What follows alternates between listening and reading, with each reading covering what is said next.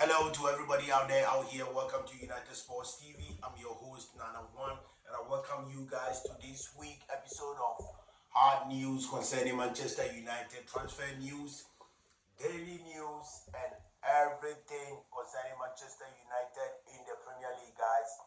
We got a lot to talk about. All right, guys. Jadon Sancho to Brussia Dortmund. The guy was already a Dortmund player, and it seems like Dortmund is trying to re-sign Jadon Sancho back after he left Manchester City. We all do know he went to Brussia Dortmund and had his professional football career over there. Although he was young, but that was where the guy had his peak and everything. So Brussia Dortmund wants Jadon Sancho back, and Manchester United looking to sign Joao Gomes of United.Wolves to replace summer already gone Casemiro, which some fans want him to stay. And hey, I do too, because the guy is still informed, the guy is still with energy that can help United if we are to qualify for Champions League come next season. So I really do like that. Injuries piling up for Manchester United as we get ready to take on AFC Bournemouth. And then we got to look at the last 5 games Manchester United played against AFC Bournemouth, guys. I welcome you guys once again. Alright, I really appreciate each and everyone's time for being here with me, and guys, let's get into it. Manchester United attacker Jadon Sancho is reportedly wanted by former club Brussia Dortmund this summer. The 25-year-old is currently spending the 2025-26 campaign on loan at fellow Premier League side Aston Villa, who were fighting for the English crown until a recent slump in the flight form in the second city. Nevertheless, the Villains and Sancho are in with a shot of finish inside the Champions League position this season, with the second city club also competing in the knockout stage of the Europa League. The Man United Noli could earn a start for United Emirates troops on Thursday night when Villa welcomed League One side Alvin Leo to the Villa Park for the second leg of their round of 16 tie in the UEFA second-tier club competition. So, guys, Brussia Dortmund wants to sign Jadon Sancho back, and that will be a good thing for United, because we don't really know what Sancho is trying to do with his life now, bouncing from other teams to the other teams. Like, we definitely don't know what this guy is trying to do with his life, trying to do with his football career. He's a brilliant player. Not that he couldn't, succeed, or he couldn't have his ways at Manchester United. That doesn't make him a good player. No, Jadon Sancho is good. He's good with his feet. He's a well-talented player. That's a box-to-box player, a devastator, as I always say. That Jadon Sancho could make the day hard for you. If Jadon Sancho has his day, it's going to be a tough day for defenders. But the problem that we're facing here right now is Jadon Sancho's discipline and ways of living as a footballer is way beyond, and these guys get exposed, having fun, doing all sort of stuff out there. You know how that this media is, they'll just put you out there on the world map, let everybody know because of how much you make a week, how much you get paid for a month, and the kind of teams you play. As a celebrity, they're going to put you out there. So if you care is not taking the way you live in and the way of your lifestyle, they're going to, at least expose you. And that's technically what happened to Jadon Sancho, because this guy was everywhere, chilling, having fun, not taking good care of his body, and as a Manchester United player, that's one thing that's going to come against you. We all knew what happened at Marcus Rashford when he started having those nightclubs, going out, midnights and stuff, or what happened, These are things players cannot do, because that will really bring out the downfall of your football career, Joao Gomes emerging as Man United top midfielder solution as Wolves face relegation. We all do know Joao Gomes. That's a well defensive good player, bro. Like, if the guy is on form, although he's in a bad team without him wonders, we cannot just overlook that. But the guy is a good player in a bad team. But we can overlook how, Wolves have been poorly from last season to this season. We all cannot and never ignore that. But Joao Gomes is a player. When he comes to Manchester United, he's going to benefit a lot, and United is going to benefit a lot from him too. So that is a good report to Manchester United are reportedly considering a move for Wolverhampton Wanderers midfielder Joao Gomes ahead of the summer transfer window. The Brazilian John moves from Flamengo in 2023 January and has since developed into a key figure at the club, making over 120 appearances. This season, Gomes has featured in 29 Premier League matches, starting 26 of them whilst contributing 1 goal and 1 assist. Gomes remains under contract at Millionaires until 2020, with the club holding an option for a further year, although a summer departure now appears increasingly likely. You know, because we all do know if relegation hits without him wondering, there's no way Joao Gomes is going to follow them to the championship. No, that is not going to happen. So that gives a lot of clubs, including Manchester United, who is, you know, let's say forcefully and increasingly showing interest in this guy. You know, that will help us because we might get him, you know, not much of an amount. We can sign him to an average amount, which is going to help United when it comes to salary caps.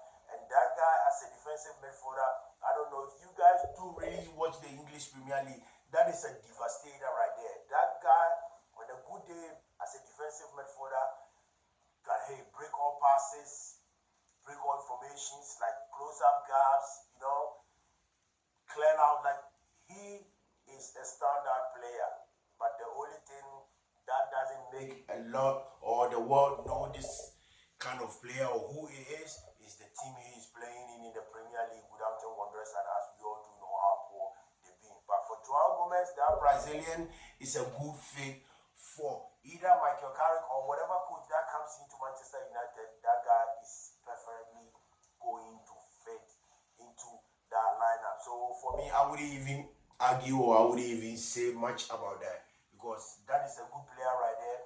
If Manchester United is to get his signature and become a Red Devil, you know. So hey, all hopes and all prayers that United can get something done this come summer transfer, so this team can be started. This team can have a lot of good players, you know, at the bench. Like, this team is totally going to be in depth at least to compete in Europe and also compete in the English Premier League. Injuries pile up as United set to host or set to visit AFC Bournemouth away. Manchester United will be looking to make it back-to-back wins when they resume their Premier League campaign against Bournemouth on Friday night. The Red Devils bounced back from a defeat to Newcastle with a superb 3-1 triumphant over top 4 rivals Aston Villa last time out.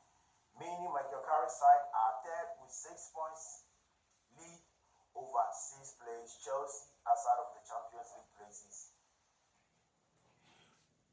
Run-up of all Man United injuries and suspension issues ahead of the game with Bournemouth.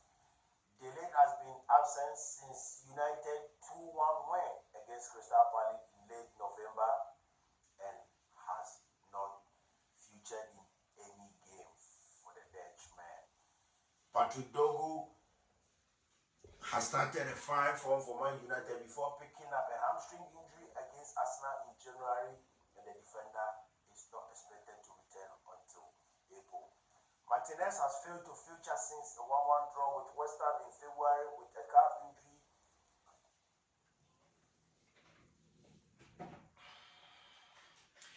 calf injury. That is more serious than the first feared, and the defender is expected to be absent once again. United is really missing a lot of players, and that's one thing it's not helping. Got delayed, Martinez, Dogu, you all know Messi Mount came back. But guys, looking at this kind of injuries, that's when sometimes Manchester United do get the problems, because if we don't have a bench or we don't have players to come in and change the game, or we don't have players to just come in and finish games, we always gonna face those kind of pressures, because there are some teams they do have bench like Arsenal, Man City, Chelsea, and other teams that will really frustrate your day, give you a tough time. It don't matter when or where the game is being played. That's going to be a problem for Man United, as we already know. We've been talking about this for months. But the only solution is for United to sign players to fill out the bench and to get the team into depth. Whereby, if Michael Carrick qualifies this team to Europe next season, we may have enough, or we may have a stacked team to compete in Europe and at the same time competing in the Champions League. So that's one thing United board and the recruitment team need to look up to and find something better to do. Alright guys, so let's check out the last 5 matches United played against AFC Bournemouth. On the 15th of December 2025 was United 4, AFC Bournemouth 4. On the 31st of June 2025 it was United 4, AFC Bournemouth 1. On the 27th of April 2025 it was United 1, AFC Bournemouth 1. And 22nd of December 2024 it was United 0, AFC Bournemouth 3. 13th of April 2024 it was United 2, AFC Bournemouth 2. So looking at this right here, United has only had 1 win, 2 draws and 2 losses. Like basically, you know, AFC Bournemouth for some time have been having a lot of advantages for United. If most of us will remember, if most of United fans will remember, like the time of Antoine Semenyo, the time of Dominic Solanke, you know, and all those players that just left recently this season, some being at Real Madrid and other stuff. These guys had an upper hand on Manchester United, depending on where the game is. It don't matter where the game is being played. AFC Bournemouth had an upper hand on United for almost 3 seasons without United even having a single win. So for this game around, I think the only season I saw was when Ruben Amorim took us to the preseason tour in America here, that we won the cup against them, and the first round of the league was we beat them. I think it was 4-1 at Old Trafford. That was the first 2 games I've ever seen United handle AFC Bournemouth. Other than that, AFC Bournemouth has always had the upper hand on Manchester United when it comes to the Premier League. It don't matter where it's been played, it don't matter whether home or away, whether Old Trafford or wherever it might be. AFC Bournemouth always had the upper hand when it comes to Manchester United. So this time around, being an away game, we all do know how that game is going to feel, and Michael Carrick already has confirmed that it's going to be a tough away game. It shouldn't be like something you should just take it slightly like it's going to be an easy game. No, this game is going to be a hard-fought endpoint that wherever teams that takes their chances is going to carry the day. So Michael Carrick emphasized on that, letting his players know that this is the battle ahead of us, because AFC Bournemouth is not easy not to crack. You know, we go in there with a determination, and we all do know Carrick need to start his first 11 players, and we all do know Benjamin Sesko coming out from the bench has more impact than starting the game. You know, sometimes he starts the game and finishes well, but sometimes he starts the game and he gets missing in the game, like he's missing in action. Nobody sees him. So if Michael Carrick has found the guy's feet from coming out from the bench and scoring goals, winning games for United, that's perfectly a good execution and a perfect plan for Michael Carrick to continue doing so, because that's really helping Manchester United a lot. Out of 9 games, United has collected 22 points. United has only missed 4 points out of 9 games. So that tells you Michael Carrick's plan is working in a good way for Manchester United in the Premier League. So he needs to keep on playing the same formation and make sure his changes comes and impact the game. Alright guys, we had today's videos here. I really appreciate each and everybody for their time. As I always do say, it's love and appreciation. Without love, this world would never exist. So if you're new here, kindly give me a subscribe, turn the notifications on, give me a thumbs up, and please share the program to keep us going. I'll see you guys tomorrow after United takes on AFC Bournemouth in the Premier League. Peace and love, guys.